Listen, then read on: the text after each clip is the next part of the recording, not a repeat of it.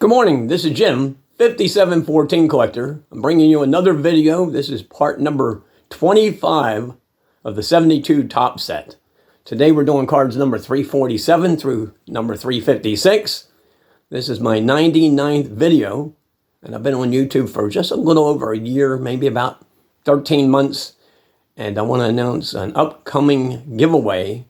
So later this week will be my 100th video, and I will show the cards and we'll talk about it a little bit.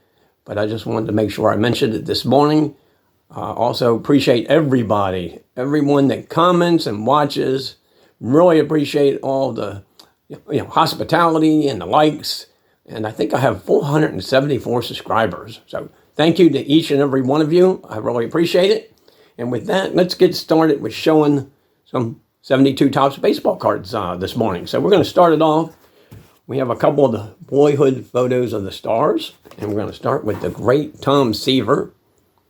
So that's pretty cool. Let me move my finger just so you guys can see the whole card here. Tom Terrific, the franchise. Remember the 1969 World Series Mets team? So that's a pretty cool card. That's number 447. We'll talk about Tom a little bit this morning. So Tom, he won 11 consecutive games while pitching for Fresno City College as a sophomore. As a junior, he joined USC, and in 1965, he went 10-2 with 100 strikeouts and 100 innings pitched. So he was already showing his potential. The great Tom Seaver. So card number 348, third baseman Sal Bando. Of course, I had some great years with Oakland and Milwaukee. And he's another one of those guys that could be in the Hall of Fame. He's that borderline candidate. There's the back of Sal's card. He had a great career himself. Of course, he was with the A's in the early mid-70s and all that when they were winning all their championships. So Sal attended Arizona State, and he played for Coach Bobby Winkles. He was a member of the 1965 College World Series champions. So that's pretty awesome. So he was a College World Series champ and a World Series MVP and World Series champion. So that's pretty cool. Okay, and also he was named the College World Series most outstanding player that year. So that's pretty interesting. So the great Sal Bando. So card number 349 is Al Fitzmaurice here with Kansas City.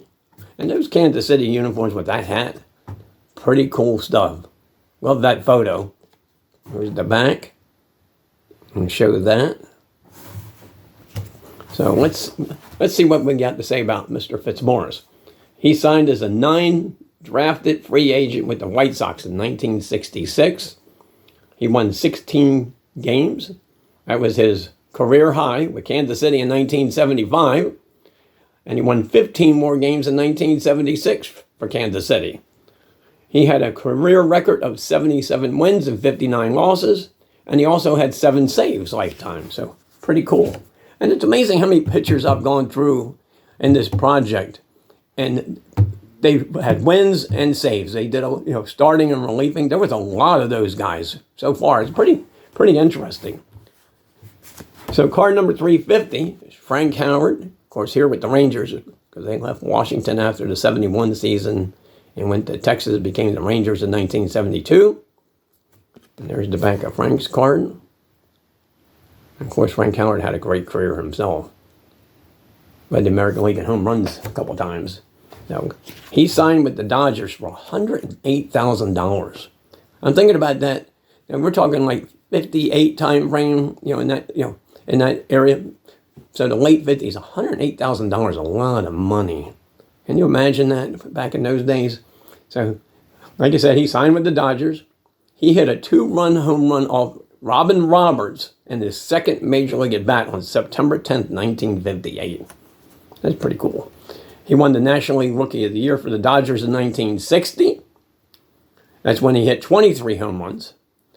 In the early May of 1968, which was the year of the pitcher, okay, Gibson, McLean, all those guys, Tiant, McNally, all those guys with, sub-2 ERAs, he hit 10 home runs and had 17 RBIs in a span of 6 games. That's pretty awesome. So, also, from 1967 to 1970, he hit 172 home runs. That's pretty impressive. So Frank Howard, the great Frank Howard. So card number 351, that is the Braves rookies. Let me separate these out. So we have Tom House, Rick Kester, if I'm saying that right, and Jimmy Britton. Right at the back of that card. Little trivia for you guys this morning. Tom House, and I have it written down, but I know it. He caught Hank Aaron's 715th career home run in the bullpen in Fulton County Stadium when Hank Aaron broke Babe Ruth's record. I think it was April 8th, 1974. And I have it written down, but I thought it would be cool. Let's talk about it right now, right? So he pitched 8 major league seasons, Tom did. He had a 29-23 record, and he had 33 saves. So pretty cool that he caught Aaron's home run ball and all that. So that's pretty awesome. He was the Rangers pitching coach from 1985 to 1992. He was known for his unorthodox pitching methods at that time. And the funny thing about that, if you guys remember, if you go back and look at the Upper Deck cards, I think it was 1990, 91 in that time frame. I should have got the cards out this morning because they're in my box over here. Nolan Ryan throwing the football, that was a Tom House thing. So conditioning, mechanics, and all that. So take a look at your Upper Deck cards that you have of Nolan Ryan, and you'll see that. So that's pretty cool. So Rick Kester, he pitched parts of 3 seasons with the Atlanta Braves. He was 0-0 in 21 games. Never won a game, never lost a game. Jimmy Britton never pitched in the majors. I looked this up. I went to Wikipedia and Society for Baseball Research. I looked all over the place, Bullpen Review. He pitched 6 seasons in the minors, never cracked a major league roster. But you know what's cool about this? Jimmy Britton has a baseball card. So that's pretty cool. So congratulations to him. I think that's awesome. That would be a cool card to get autographed, to have his autograph on that. Card number 352 is Dave LaRoche of the Twins. That's kind of cool. Obviously, he's been traded because they're not showing a cap or nothing, are they? We're not seeing no insignia. Here's the back. He was famous for his Eephus pitch. And I think they called it La Lob. So that's pretty awesome. He pitched 14 major league seasons. He was a 2-time All-Star. He was 65-58 lifetime, had 126 saves. He had a career-high 25 saves with the Angels in 1978. And like I said, I wrote it down. He is famous for throwing the Eephus pitch, which he called the lob. And 2 of his sons played in the majors also. So that's pretty awesome. I know one of them played with the Nationals, too. So card number 353 is Art Shamsky, here with the Cardinals. Of course, he's a member of the 1969 World Series champion Mets also. So we have 2 today. We got the Seaver boyhood photo, and we got Art Shamsky. And that's a cool card. Love that blue. So we'll talk about Art a little bit. He began his career with the Reds, and in August of 1966, he hit 4 consecutive home runs over 2 games. He is the only major league player to homer 3 homers in a game without being in the starting lineup. So that's kind of cool. I never knew they kept information like that. So he didn't start the game. So he came in, as a pinch hitter or defensive replacement, hit 3 home runs in the game. He's the only player in history to ever do that. Interesting stat. He hit .538 for the Mets in the 69 National League Championship Series. And he had 6 at-bats in the 69 World Series as the Mets beat the Orioles 4-1. So we got card number 354. And that's Tom Murphy here with the Angels. And we'll show the back of that card. Make sure we get that in there. Excuse me. So we'll talk about Tom a little bit. So Tom made his debut with the Angels on June 13th, 1968. He allowed 2 runs in 6 innings against the Red Sox. And 5 nights later, he went the distance against the Yankees to earn his first major league win. And he got to face Mickey Mantle in that game too. So I know he said that was one of his highlights. I don't think he struck him out, but he did, Mickey grounded out or flew out, but he did get to face the great Mickey Mantle. In 1969, Tom went 10-16 with a 4.21 ERA and led the American League in hit batters, and wild pitches. Interesting. So he won a career high games in 1970. And Tom also saved 20 games in 74 and 75 with Milwaukee. So another starter converted to a reliever. He was 68 and 101 lifetime with 59 lifetime saves. So that's Tom Murphy. Card number 355, Bob Watson, who had a solid career. You go to Baseball Reference and look up his stats. He had a nice career. He played, of course, in the Astrodome, so his home run totals were kind of kept down, but had a nice, very nice career. Very long, too, like 15, 16 years. So Bob Watson, talk about him. So he was the first player in Major League history to hit for the cycle in the American League and the National League. So I don't know how many times that's been done since, but Bob was the first one to ever do that. Of course, he made headlines. He was in the news because he scored Major League Baseball's 1 millionth run in 1975.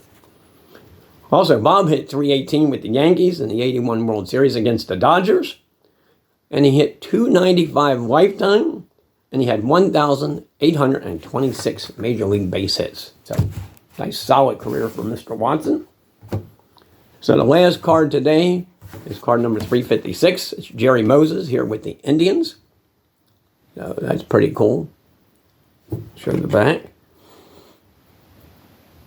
Pretty awesome card there. And we'll talk about Jerry here real quick. Jerry was the youngest Red Sox player in history to hit a home run at the age of 18 in 289 days. He hit it off Jim Mudcat Grant on May 25th, 1965. And one thing I want to comment about that is I actually went in like to Google and said, who was the youngest player for each team to hit a home run, their first home run? And it does show up, so it's pretty cool. So Jerry Moses, just another little piece of trivia, just letting you guys know.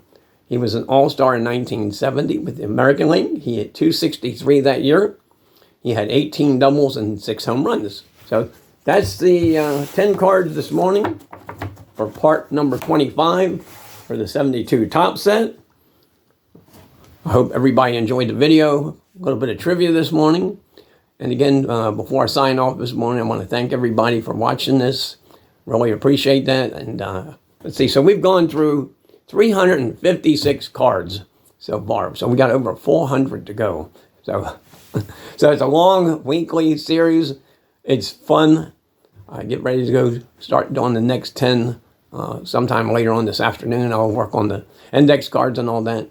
Again, thanks everybody for watching all these videos. I can't believe I've done 99 videos. So again, sometime this week, I'd say Thursday, Friday, we will do an announcement.